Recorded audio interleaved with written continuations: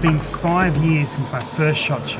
Now, if you haven't heard of SHOT Show, it is the biggest firearms trade show in the world. It has over 60,000 attendees. Enough exhibitors, it'd take you 2 weeks to see, let alone only 4 days. And it's not even open to the public. Crazy enough to think that we're actually fortunate enough to get along to this event.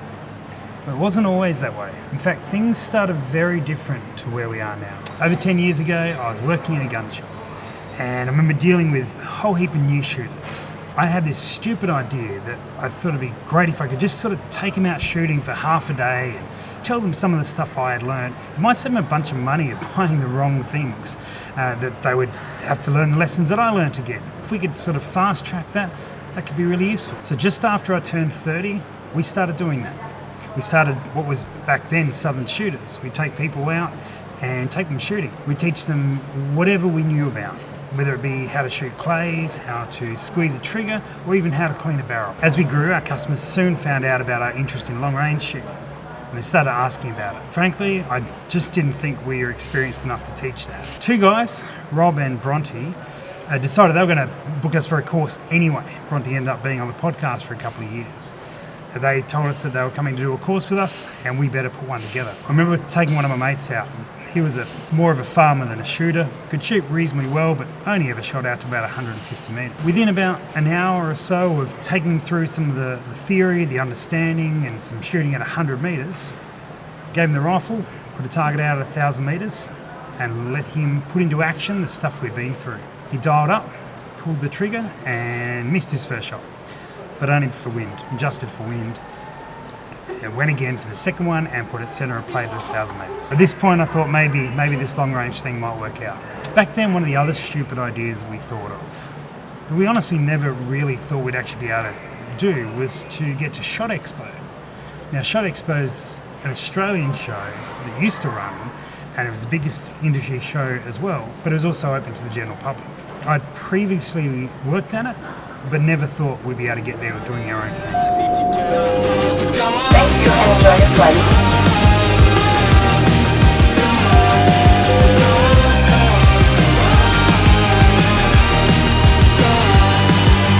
I was wrong. We got there, and we got there very quickly. I was about 32. We went over, and that first shot we filmed with a whole stack of companies and personalities. We ended up doing 3 talks a day from the main stage as well.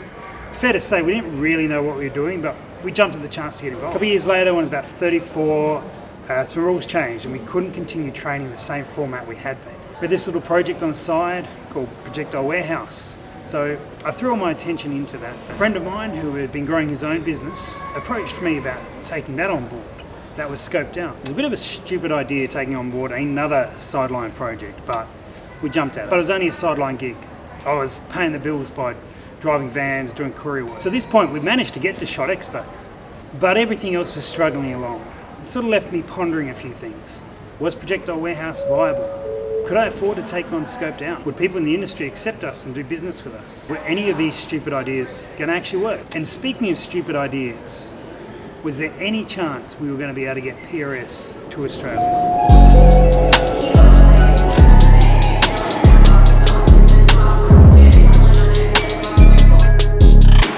Then things started to build momentum. Projectile Warehouse started to grow. We started getting more suppliers, and stock was starting to build, although this was pre-COVID. Started getting my head around Scoped Out, and while the first year was a decent step backwards, started making more sense of it, and things started to progress there as well. Maybe having stupid ideas wasn't so bad. I'd even gotten a reply to an email from one of the guys from PRS in the US. After a few challenges and a few discussions,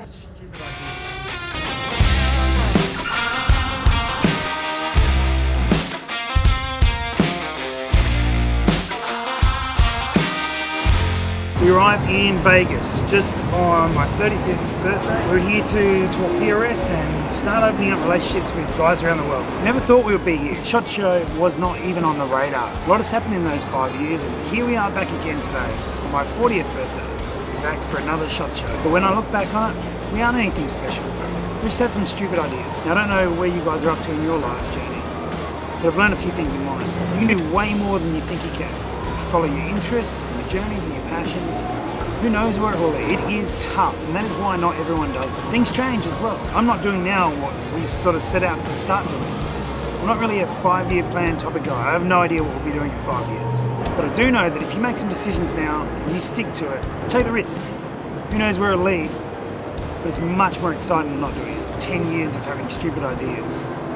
Not all stupid ideas are that stupid.